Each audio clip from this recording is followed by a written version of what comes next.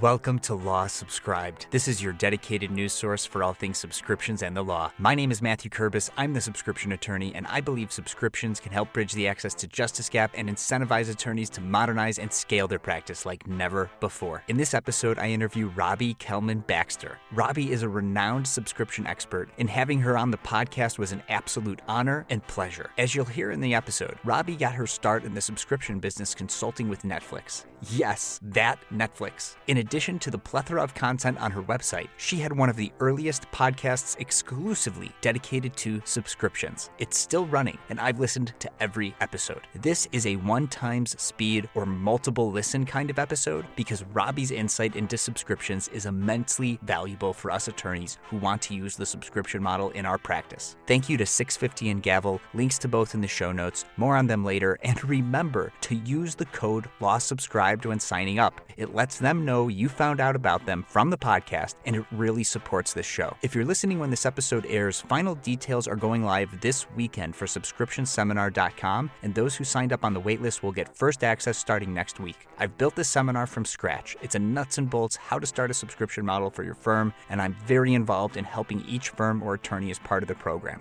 The podcast is finally getting more traction, so please rate and review it if you haven't already to help others discover the show. And as always, please share it with somebody you know. This podcast is for educational and entertainment purposes only, and nothing said is legal, ethical, or financial advice. Without further delay, here's the episode.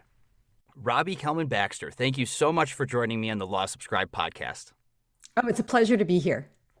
Well, I'm really happy to have you. And for my listeners, if they're listening to this podcast, I think they've done some other subscription research. But just in case they haven't, to give a quick introduction about you, let's go to everyone's favorite and the most popular generative AI, ChatGPT. So if you prompt ChatGPT and you say, provide a list of subscription experts. And for those of you, I haven't explained it in detail on this podcast yet, but ChatGPT is essentially language prediction algorithm. So it predicts the next most likely word. And it's trained on the whole internet. And so when you prompt it, provide a list of subscription experts, it says, certainly, here's a list of subscription experts who have made significant contributions to the field. Number 1, Robbie Kellman Baxter, leading expert on subscription and membership models. So that's maybe all the introduction we need. But I figured, well, and it gives you a list of the top 10, and you're number 1. So I did ask it to give a little introduction here, and so we'll see how it does. I'm not going to read the whole thing because, ChatGPT is very wordy sometimes. It's like very verbose. But in short, I said, introduce you to an audience. So here we go. Ladies and gentlemen, please allow me to introduce Robbie Kellman Baxter, a renowned expert in the field of subscription models and the author of the influential book, The Membership Economy. Robbie is a dynamic and insightful speaker who has made significant contributions to the understanding and implementation of subscription-based business models. She has worked with companies ranging from startups to Fortune 500 companies, guiding them through the process of creating and optimizing subscription offerings. Her expertise lies in understanding the power of building long-term relationships with customers through subscription models. How'd it do? I'd love to hire them, but I'd love to have ChatGPT as my advance man, but also, they used to always say, if it's on the internet, you got to believe it. It must be true. And it's sort of the same with ChatGPT. Take it with a grain of salt, but I have been writing about and studying the subscription world for a very long time and in a pretty focused way. So then how does one become a subscription expert like yourself, Robbie? Where did the journey begin? I think that it really started for me when I started consulting for Netflix, and this is more than 20 years ago. So I'd always been interested in a lot of the threads that have come together to be sort of my beat, my area of focus. Always interested in people and relationships, always interested in business strategy. But in 2001, I got laid off while I was on maternity leave from my product management job where I was working on what now would be called a SaaS product, a B2B software product that was subscribed to. And I said, I'm going to be independent. I'm going to figure this out myself. I'm going to just be beholden to my clients, not to a whole political structure. And my 5th client was Netflix. And they really rocked my world. The way that their business model worked, their clear focus on a subscription model, their understanding of the importance of retention as sort of the secret sauce to both revenue growth and profitability really, really wowed me and got me thinking. And I started, writing about it and, focusing on it and trying to prioritize clients that were interested in subscription models. So my next few clients were PayCycle, which is part of Intuit, so subscription payroll services, SurveyMonkey, and then not too long after that, I worked with Electronic Arts and some other companies that were trying to move into subscriptions. So that was kind of where it started. And what I was really impressed by was how well this model worked, how few people understood it, and how applicable it is to almost any business I would say where the customer has choice, where you're not the only game in town. You're not last gas for 100 miles or the only one that has the patent. Subscription is a really good approach to consider. Yeah. And still nascent in the legal profession, but I think your story with what happened to you when you were on maternity leave and got laid off is actually very resonant with my audience. And most of the lawyers I've had on this show who are innovating with the model are women attorneys, that the situation billing time at big law firms that are not very flexible is made them say, no way, that's not for me. But you also are not a stranger to the legal profession because your father was a lawyer, right? So maybe tell us a little bit about your experience with law firms. Yeah, so my dad's a lawyer. My dad was a lawyer. My grandfather was a lawyer. And when I was 5, my dad moved from New York to California. He was a Wall Street lawyer, and he moved to California to start a law firm with some of his, I guess you'd call them his cubicle mates, his bay mates from the law firm. And when I was in high school, I was looking for a job. And so my dad said I could come and work for him. So I was working for his corporation, not for the law firm. He was very clear about that. Money was coming from him. I was reporting to his secretary, and he had me billing by the 10th of the hour, just like the lawyers. So if I had to go from the 8th floor to the 3rd floor to, make the rotation around, the different partners and get signatures, I had to say, 1/10 of an hour waiting for elevator, 1/10 of an hour waiting for, Mr. Jones to get off his phone call so that he could look at the documents, 1/10 of an hour, waiting for Mr. Jones to read the document. And, by the end of the first day, I'd been there for like 12 hours and I was billing for 3 hours. And my dad's secretary was like, what the heck? That is not okay.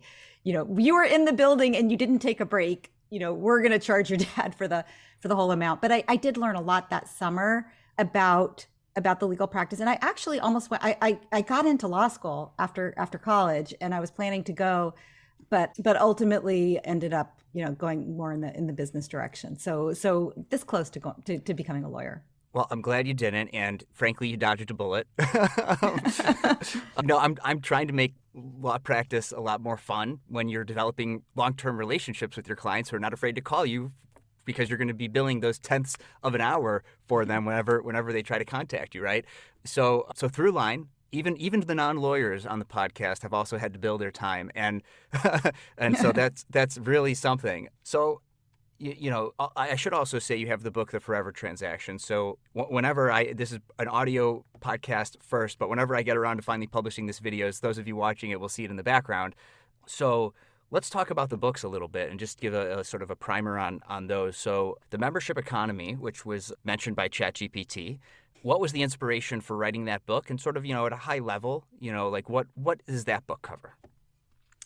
So I wrote the book in 2014, but it was a long time coming because I was finding that it was really hard for me to explain to people what I was seeing. I was seeing a massive transformation in the world. I was seeing both, consumers and businesses alike looking for approaches that were more aligned with their outcomes, their desired outcomes and goals. Less about fixing things when they were broken, less about ownership, more about making sure that the problems never arose, more about having access. And, I could explain it to somebody in a conversation, but it was tiring. And I also was realizing that there were some people who got it and they would make great consulting clients. And there were other people who just didn't see how powerful the model could be. And so I really wrote the membership economy as a kind of 1 pound business card to say, hey, this is what I see. This is the evidence I have. This is how a membership mindset, which is, what I think is required before you can justify subscription pricing, a mindset that you're going to be working with this customer, this account, this relationship for a long time. Therefore, you need to treat them in a certain way. If this makes sense to you, if this seems like something that can work for you, give me a call. And I fully intended, Matthew, to give away all the books. I did not expect as many people, the book sold, I think, more than 30,000 copies at this point. Like, I didn't expect so many people to actually go and buy the book, but that was okay because I was a consultant and I was trying to convey my point of view so that potential clients could decide for themselves, is it worth talking to Robbie? And for me, it was a big time saver, because if you looked at the book and said, this makes no sense to me, you were saving your own time, you're also saving my time. Yeah, and one of the values of a subscription model, as you well know, is the ability to scale. And so you can't scale yourself talking to people, and a book is a really great way to scale, right? And so I think it sounds like you're able to find some scale success with that. So then why the second book? Why the Forever Transaction? So the membership economy really lays out the business case for subscriptions. Here's why you should think about it. Here's what it can do for you. Here's some examples of how it works in different situations. I wrote that book because people didn't get it. They didn't see how it could work. 5 years later, everybody saw how it could work. The book did its job. There were a lot of other trends that aligned to make subscription and membership really interesting and meaningful to a lot of different kinds of organizations and a lot of different industries, but people didn't know how to do it. And they were bumping up against problems, the same problems. So if the membership economy is really a business case, the Forever Transaction is a go-to-market plan. It's a blueprint. It's tactical. It says, this is what you do. If you're just getting started, first section is, if you're just getting started, here's how to sort of formulate what I call a forever promise that would justify that forever transaction. Here's how to think about what your offering should be. Here's how to think of your ideal member. Second part of the book, how to scale it. So there's a lot of people that have little subscription businesses, experimental subscription businesses, off in the corner of their larger practice. If the time comes where you say, no, actually, I'm going to bet the farm on this, that's when you kind of are in that scaling situation. And then the final part of the book is about, what do you do if you've been successfully running a subscription for a while and it's not working as well as it used to? It's growing long in the tooth. So good examples of that. Newspapers. A lot of newspapers have been using subscription for a long time, but they really ran into some troubles over the past several years where people were no longer subscribing and trying to figure out, why aren't people subscribing anymore? And so that was what the third part is what are some of the common mistakes made by organizations that grow up with a subscription model? Mm-hmm. Not any of those in the legal profession yet. Not yet. Yeah, we're all still in those first two stages. And before I left a law firm to start my own practice based entirely on the subscription model, really subscription and flat fee. I have both pure subscription and flat fee elements to that model. I was at a firm and they had given me the blessing to yeah, sure. Really the pandemic happened and we were not billing as many hours in court as we used to because we weren't in court. And so they were like, hey, that subscription thing you talked about last year, that sounds like a really good idea now. So how about you do that thing? Oh, and still bill all the time that you can, and that was really hard to do. And so really hard. I had to leave and commit to it 100%. Otherwise, I just felt like it was never going to happen. So is that sort of part of what I have to imagine what you sort of talk about in the book? If it's a little experimental thing over here, how often does that little experimental thing succeed if you don't go all in? Right. And it's such an interesting question, Matthew, because when I told you my first real subscription client was Netflix. Mm-hmm. For many years, Netflix had one business model, and that was subscription. And they publicly stated, we're never going to have advertising. We're never going to sell videos. We're never going to even go into the games business. It's just going to be video, professionally created video content delivered through subscription. And so for a long time, I was really biased, and I felt like you can't have a second business model at the same time. And I really pushed my early clients to abandon their other pricing structures. So their whatever it is, their hourly, their billable hours, their buy it and own it, their pay as you go, whatever, all the different models. I've softened. I think it's possible to have both, but it's very distracting because you're truly running two different companies, two different businesses. And I think people underestimate how different they are, not just the pricing, but in the case of your work, I would imagine this is the case in the actual delivery of the product itself. What are the services that you provide? What motivates you? What are the indicators that things are going well? That's very different. And the culture, the mindset of people, if you're going to have a subscription offering, has to change. Having both in the same place, it's a little bit hard for a culture to coalesce that supports both. Yeah, I think that's a really important lesson still. And I do some continuing legal education presentations on the subscription model for legal services. And one of the recommendations I make for those attorneys who are subscription curious, but they're not really sure, but especially if they already have a flat fee-based practice. So if they've already started to or have completely moved away from the billable hour, but they have flat fees, my recommendation has been in the past, well, what you can do is you can design a subscription model where subscribers get a discount on all those flat fees. So at least it creates a little bit of a, you have some monthly recurring revenue. It takes care of those calling situations where maybe they're not capturing any revenue from talking to their clients, depending on how they've structured their flat fees at that point. But then they do still have their non-subscriber flat fees, their subscriber lower, discounted flat fees.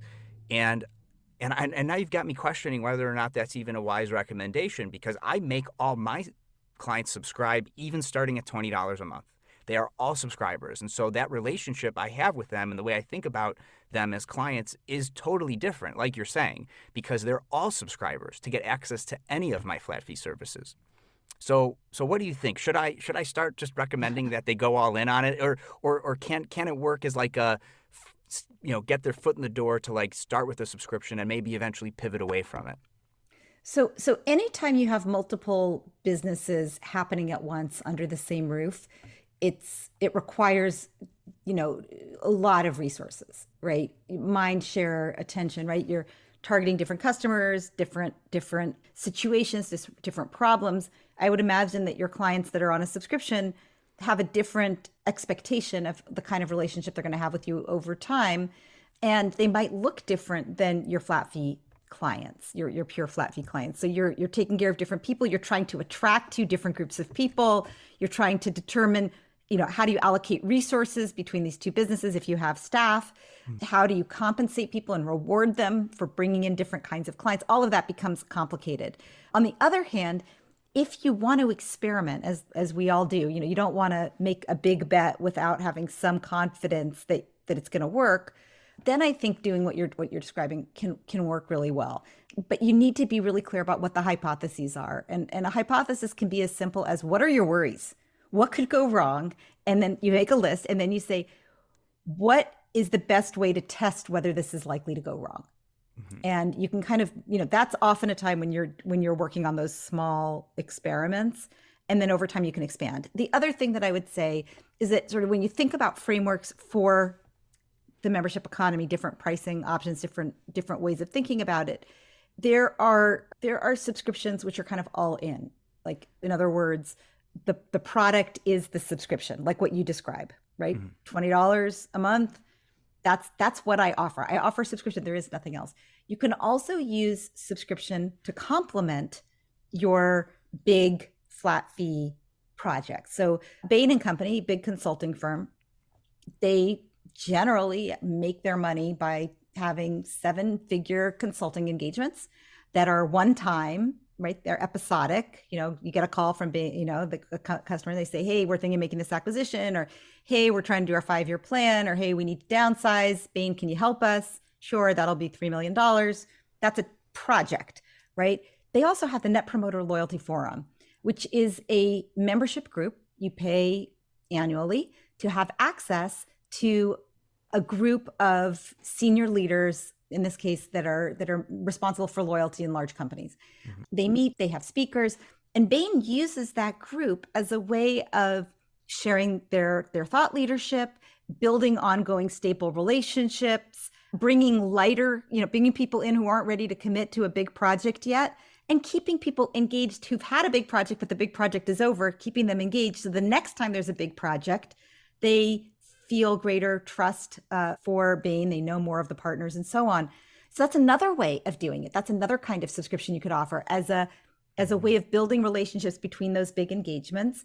And then a third way, which you described, which I sometimes think of as the Costco model or the Amazon Prime model, which is, let's call it the Amazon Prime model. You don't have to use Amazon Prime to shop on Amazon, but most people do.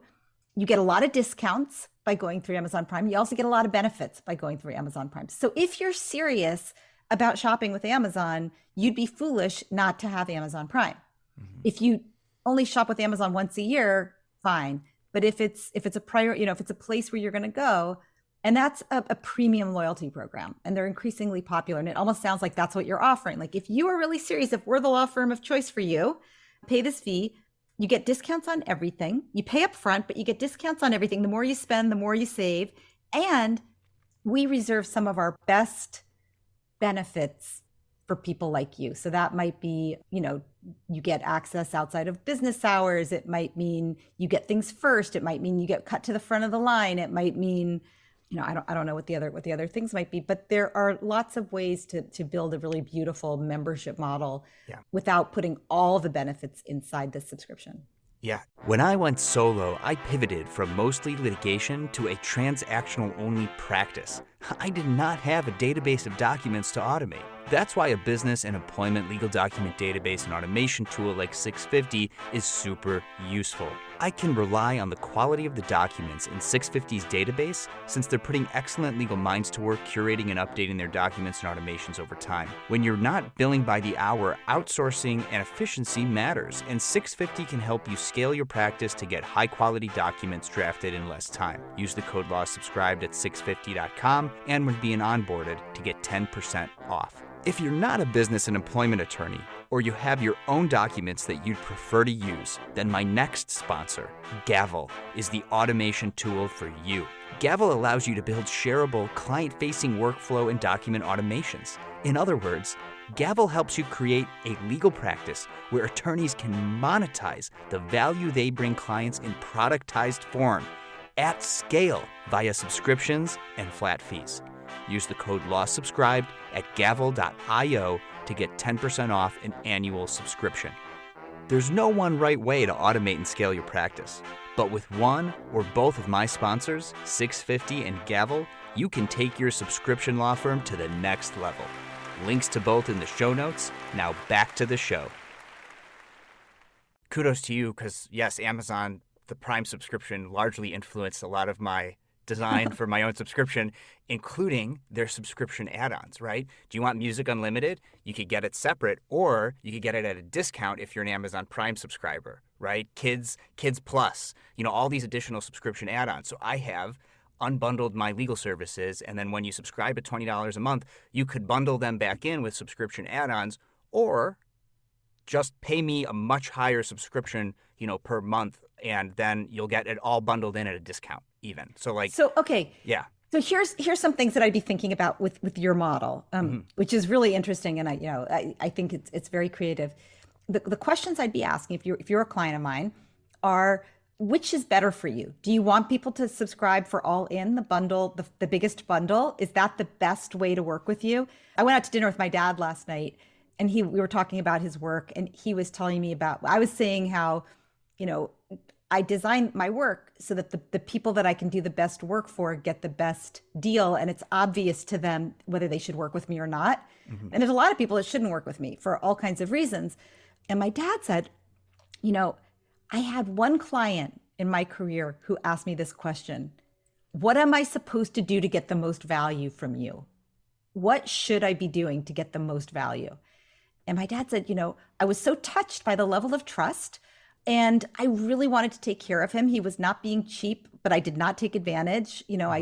I really tried to give him the best I had to offer because that's what he wanted. And so when you're thinking about your pricing model and where subscription goes, is it for your best customers? Is it for your lightest customers? What is the role it plays?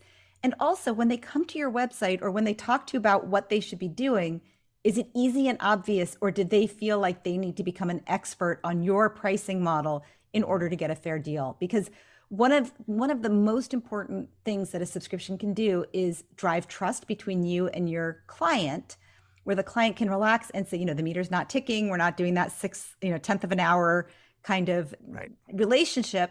I can relax. I can take off my consumer hat. I can put on a member hat, and we can just have a trusted conversation.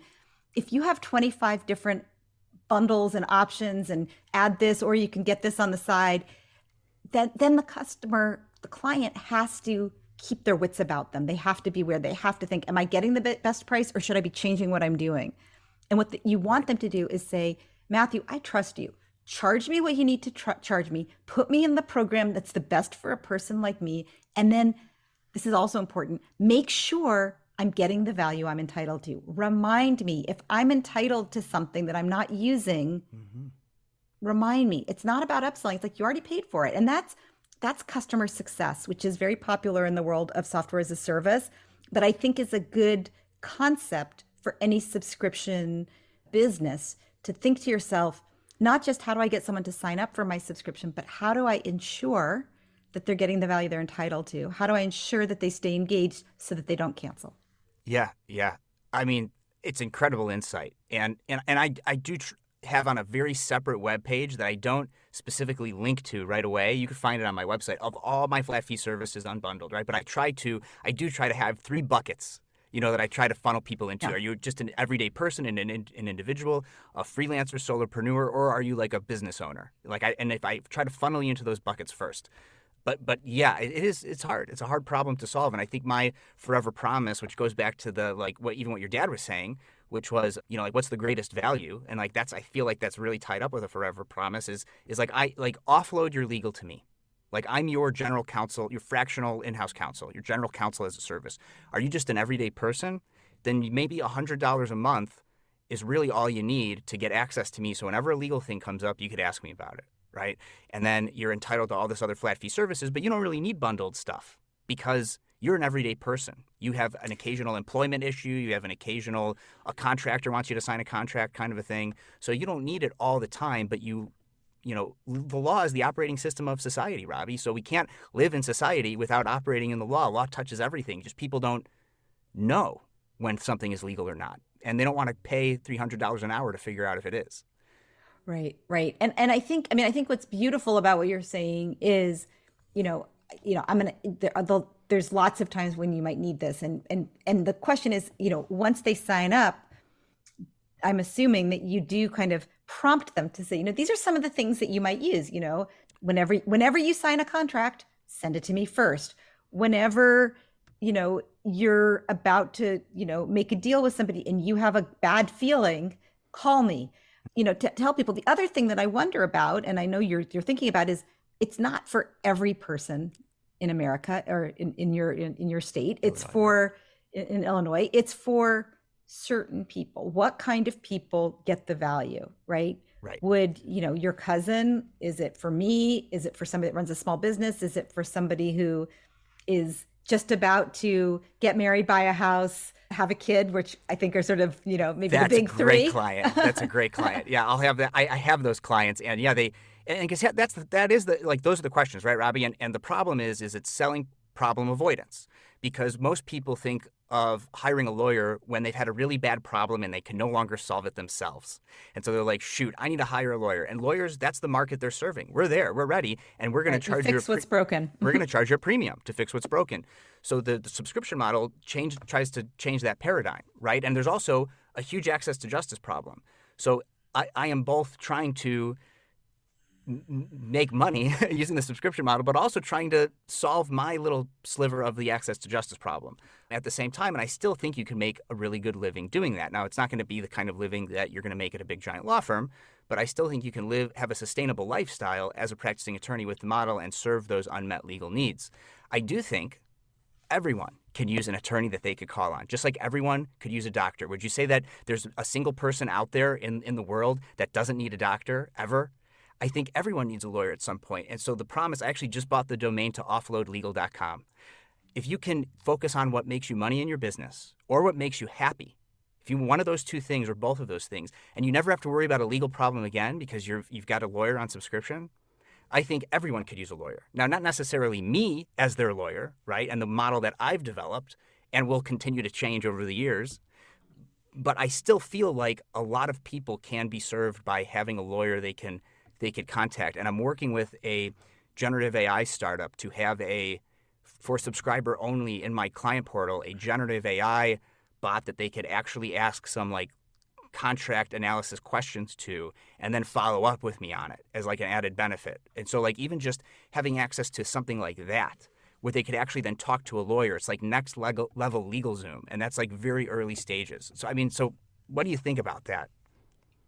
Yeah, I think it's great. I think, when I work with a lot of organizations, you talk about the ideal member, right? And a lot of times there's like the vision and then there's the where do you start, right? So Amazon, their vision was all people, everywhere, all products, that basically removing all friction from all buying for all people. Right. Which is lofty. And they're frankly getting very close to being able to do that. They're global in most markets. They sell almost anything that you can imagine. Right. And, they deliver it, in many cases, same day. And in some markets, they ask you for your key and they bring it into the house. Right. Which is kind of crazy. But again, part of the friction, I have a daughter, living in her, in an apartment in the city. And, that's the biggest issue is that she's at work and, dropping it off would be a lot better if they put it inside, her apartment, but they started with books and they started in the US, right? Because you can't do everything for all people. So I think what's important is holding those two things. So you're seeing this opportunity for justice for all people in Illinois, right? Access to justice for every person, right? Every person could ultimately one day become a client. But today you're going to start with a group with a particular profile who it's easy to explain to them and to demonstrate value for them that you can serve today. But you already are coming up with ways to scale yourself, to leverage yourself, to serve more, more people in more ways. And at that point, each time you'll broaden who your ideal member is because you can do it for more people, maybe because you're able to lower your price point, maybe because you're able to provide more services. But I think that's a really good way of thinking about any subscription. Start really narrow and focused, but also have your eye on that big lofty vision of what does this look like if I'm really able to fulfill the full forever promise. Yeah.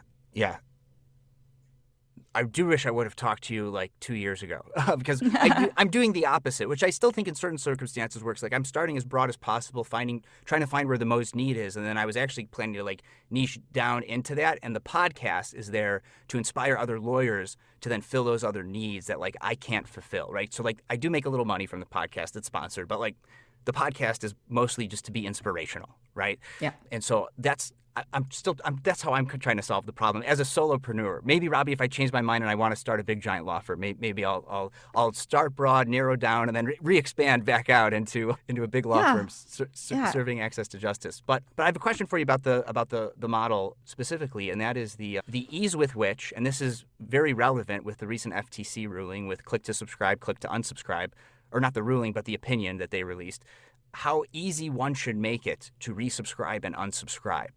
So maybe a little bit before the FTC had its, opinion out there, but also in light of that opinion, how do you handle that offboarding, onboarding process to make it so they want to come back? And just a quick anecdote is I found that if I always made it really easy to unsubscribe.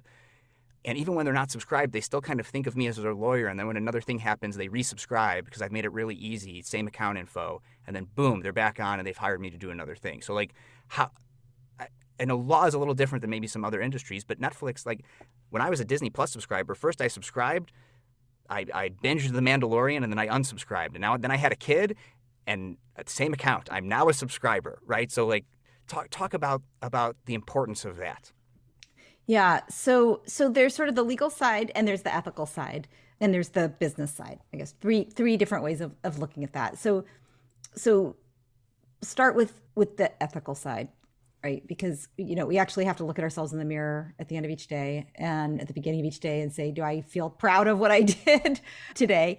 And I think hiding the cancel button is yucky. That's a technical term. I mean, I think it's unethical. What you're trying to do is force people to continue paying for something that they've indicated they don't want by making it hard for them to get out of the deal.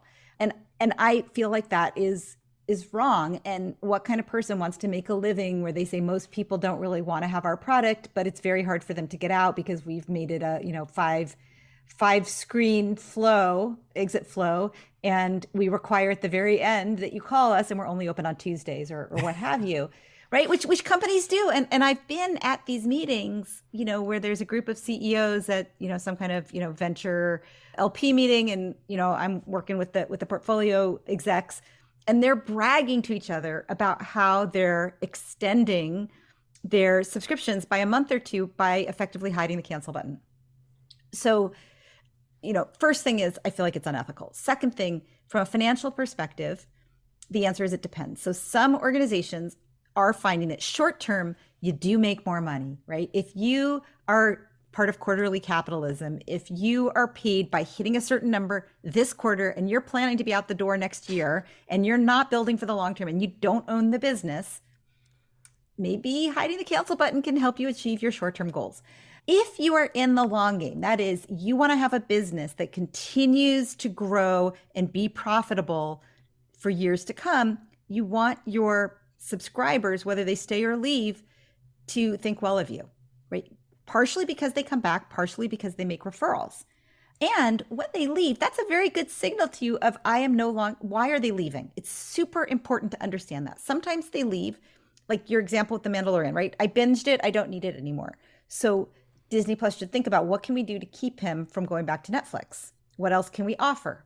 Why did he only like Mandalorian? Did we not surface? Either they don't have any other content that you like, or they did a bad job of surfacing that content to you. Mm-hmm. Those are sort of the two things. There's a reason that's justifiable, which is I just had a baby and now I have no time to watch TV, which is maybe a good reason. But understanding that also allows them to fix their product and also to recognize who's okay to let go. And so I think all of that is important. So, and then the last thing, legal, consumers are fed up. Consumers are fed up with bad actors, and the FTC is going after them, starting with, as you know, Amazon, for what they're calling dark patterns, which is a more technical way of talking about hiding the cancel button, right? Knowing, they have a project, I think they call it Project Iliad, like, because it's so long and convoluted a journey to get out of Amazon Prime. I mean, whoever named it probably thought they were super clever in the moment, but it is really coming back to haunt them. Yeah. Yeah. And I would hope with lawyers, although you never know, like, we do have legal ethics to comply with. And like a lot of my design around my model is, unfortunately, because I have to do it within the constraints of like professional codes of conduct. Right. But, lawyers aren't always the first people to follow good legal advice, even though you'd think that they would be. So it's still an important point to make for my listeners. Another problem I've heard from other lawyers about why they don't want to use the subscription model is because of subscription overload or subscription burnout. And I think of that as a little bit more of a myth because I still see it as like the most useful transaction. If like it's a good transaction, like I'm thinking about my tools like Calendly and Zoom and Descript. Like I'm getting so much value for my annual subscription to these products. I mean, I'm going to be a subscriber forever, right? So if there's great value, I think, and the forever promise is a good one for me, the consumer, then I don't think subscription overload applies. That's just my opinion. I'm curious to know what you think about that. Yeah, I think you're right. So, I think there's this malaise, this subscription fatigue that a lot of people are feeling.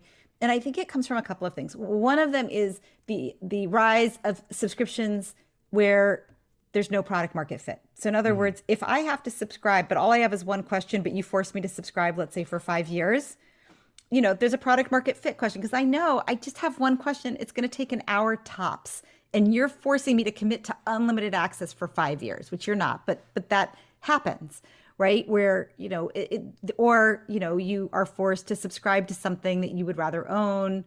You're not valuing the benefits you're paying for.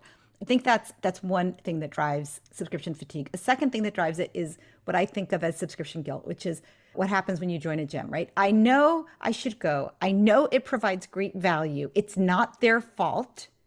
It's my fault. But I'm not using it and I feel bad about myself, so I'm going to cancel. So that happens. That's when you have a good product and you don't use it. It might have been your problem at Disney Plus. That I think the issue usually is that the organization is not doing a good enough job of making sure that you're getting the value that you're entitled to. And I think that the last one, which is hiding the cancel button, which drives a lot of fatigue and a lot of anger and a lot of frustration, is if I sign up for this, they're counting on me to forget that I have it and then to keep paying. And a lot of people do forget that they have things and keep paying. And that's a horrible feeling. So I think that there is a real subscription fatigue, but I don't think that it's like, don't have a subscription because there's subscription fatigue. It's build a model that makes sense for the people you're trying to reach and make sure they get value out of it. Yeah. Yeah. I think that's a really important takeaway. And sort of starting as we begin to round out this interview here, you have a subscription, a 6-month subscription to your mentoring professionals program. So tell my listeners a little bit about that. Yeah, so it starts at 6 months. Some people have it for years. Some people, kind of time out after that period. But the idea is it's for solopreneurs, solo practitioners who are selling services. So lawyers count. I have several loyal lawyer clients, loyal subscribers. And it provides, there's a few different models, but it's basically unlimited access for questions relating to business model and subscription. So for me, honestly, I mostly make a living with much bigger projects with corporate accounts and corporate relationships. But I've done this now for, 10, 15 years as a giving back, as a way of making it easier for people who come behind me to not hit the bumps in the road that I hit. Yeah. Well, I think it's great. And you also have a lot of other great resources, right? And right before we sat down for this interview, I saw the LinkedIn post go live. So I'll have all those links in the show notes, right? You've got the newsletter, you've got the Subscription Stories podcast, which I was an early listener to. So the way I discovered Robbie for everyone is that I was doing research on the subscription model in late 2018. I got into it in 2019. And then when I thought about launching the podcast, I just started to search in podcast apps for subscription podcast. And there are, at least at the time, I haven't done that in a couple of years, there were not a lot. No. And so your podcast, which of course linked to that in the show notes, was one of the first ones, and that's where I first discovered your work. But then you also have a YouTube channel, and so we'll post to that too, and the link to the mentoring subscription that you offer for solopreneurs. We'll link to that too. Why put out all this great content for free? A lot like you, I think number one, it's a way for people to find me. Right. And to understand what my point of view is. And if it resonates, we can work together. I think second, it helps me think better. So I'm learning as I create the content. Honestly, I love to learn. And, I don't know if you find this too, but, having the podcast, or I'm just starting work on my next book, having a project like that is a great excuse to call people that are interesting to you, that you want to learn from, and talk to them.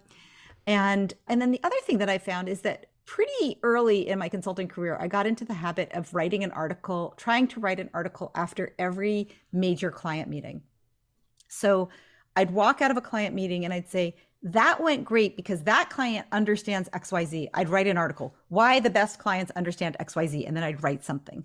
Or that was a terrible meeting. Though that team, only half of them really understand the underlying principles and they're so focused on the dollars, and, why focusing on the dollars won't get you where you need to go, right? And it forces me to codify or to synthesize what I learned that day. And, and then I put it out there so, other people can benefit from it, and also so that, maybe they can give me some feedback and make it better. Yeah. Well, I think it's great, and personal thank you for putting it out there, because I've read a lot of it. And so if everyone, also another thing is follow Robbie on LinkedIn, click that bell so you see all her posts. She doesn't overwhelm you with posting, and all of it's very useful stuff, especially some of the charts and the graphs and the breaking things down. Those are fantastic. And I'm going to borrow something from your podcast, Robbie. So do you have time for a speed round? Oh boy. Yes. First subscription you ever had? Cricket magazine or Dynamite magazine when I was about 6. Yeah. All right. Favorite subscription right now? Oh gosh, I love Matilda's flower. It's called Matilda's Flowers, and they're here in California, I think they're also in Texas, and they go find flower growers, American flower growers, and basically buy what the flower grower needs them to buy. So, we have too many of XYZ flowers this month because it rained or it didn't rain or it was very sunny. And then they send you the flowers that make a particular bouquet. So they design a bouquet based on what's available that week. Then they write these beautiful instructions for how to make the bouquet, and then they deliver the flowers to your house. And I love it. It's sustainable, because these other places weren't selling those flowers anyway or whatever, right? So I love that. That's great. What company is using subscriptions better than any other company? Well, I mean, there's a bunch of them. I mean, I think Amazon is just, I think they're doing, they're pushing a little hard in some areas, but I do think they do a really nice job. LinkedIn is my other favorite because they use almost every single feature that I think is relevant or important in the world of subscriptions. They have a freemium model. They use free trial. They have different subscriptions that are focused on different kinds of people. And they provide value for everyone. And they're constantly adding more. They're constantly helping you. And their journey, a fun fact about LinkedIn, the founders of LinkedIn, before they founded LinkedIn, they had a dating site called SocialNet. And what they realized was that the forever promise was very, very short in the world of dating. Yeah. And so the next business, they were like, let's have a longer runway. How about people's careers? If we're going to build a trusted relationship, why not build it with people who are then going to be able to benefit from us, not for 6 months, but for, let's say, 30, 40, 50 years. Yeah. And I think that's why we're seeing Bumble move into friendship app dating now, right? Exactly. So interesting. Yeah. And with a loneliness epidemic, I think there's probably product market fit there. I guess we'll see. I'm watching that. 2 more speed round questions here. What companies using subscriptions should lawyers look to for inspiration? I think so. There's two answers. One of them is the other professional services firms that are experimenting with subscriptions. So one example that we talked about, Bain and Company and their Net Promoter Loyalty Forum. And I think a lot of design firms and, like what I'm doing, consulting firms, providing access for problems. Oh, the other one, concierge medicine. I had that in my head before we started talking. But same idea, if you actually need surgery, concierge medicine does not cover it. But if you have something funny growing on your hand and you want someone to look at it today, that's what you're paying for, is that responsiveness, that doctor's home phone number. And then the other way to look at it is, as you said, you can learn something from Amazon, you can learn something from Netflix, you can learn something from Peloton. Each subscription is really optimized for not just their industry, but also for their company, right? What are their corporate goals? Are they public or private? Are they a closely held family business? Are they trying to grow? Or are they trying to sustain themselves for the next generation? So there's always something to learn. There's always, a new wrinkle in best practices. Yeah, and I think Amazon's acquisition of One Medical shows you that concierge medicine is a good one to look at, right? Oh, yeah. We have one in our town, which is really cool. I'm going to be a subscriber soon, I think. Yeah. So I'm already a Prime member, so, why not? They also have medicine. I don't know if you've seen that, but the $5 subscription to prescription drugs, they have 50 generic top most popular prescription drugs, and you get them all for $5. I mean, all the ones that you have a prescription for. Right. For $5, and then everything else is severely discounted. So that's also really interesting. It goes back to why it's one of the best ones to, out Yeah. there. And then last speed round question for you is, what is the best piece of advice for lawyers who want to build a subscription business? Figure out who you can best serve, your ideal member, and start by optimizing for them. Yeah. My last actual question that I ask all my guests, Robbie, is a hot dog a sandwich, and why? I think it is. It's meat between 2 pieces of bread, sometimes with condiments and sometimes with extra toppings. And yeah, so timely given that, we spent our holiday watching Joey Chestnut down, whatever it was, 68 of them, 67. Right. Okay. All right. So he's the sandwich eating champion then. Sandwich eating champion. Well, Robbie, we kind of already mentioned where everybody could find you. So thanks again for coming on the podcast.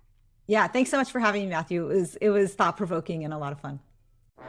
Thanks again to 650 and Gavel for sponsoring this show. The best way for others to discover this show is for you to share it with someone you think would find value from it. Follow me on LinkedIn since that's where I'm most active on social media, and click the bell towards the top right of my profile to get notified about all of my posts about this podcast and everything else I think is valuable for you to see. To get in touch, message me on LinkedIn or email kurbis@lawsubscribed.com. All links are in the show notes. Until next time, this is Matthew Kurbis with Law Subscribed.